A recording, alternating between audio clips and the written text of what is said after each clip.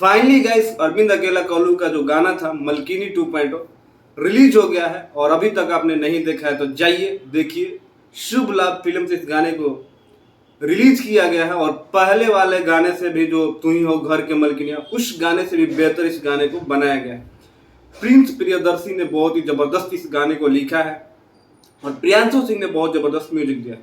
शिवानी सिंह उसी परफॉर्मेंस के साथ आप लोगों को देखने को मिलेंगी और कल्लू ने भी उस गाने से बेहतर इस गाने को गाया है।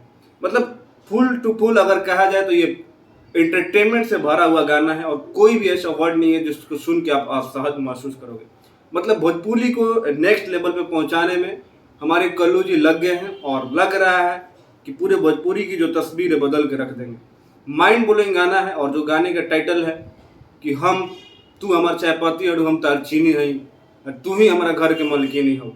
बहुत ही प्यारा गाना है, जाइए देखिए, ढेर सारा प्यार दीजिए और मेरे तरफ से इस गाने को 10 में से 10 नंबर दिया जा रहा है। बाकी गाइस आप लोग का क्या कहना है कमेंट करके जरूर बताना। मिलते हैं अगले वीडियो में, तब तक अपने भाई को दीजिए इजाजत। नमस्कार।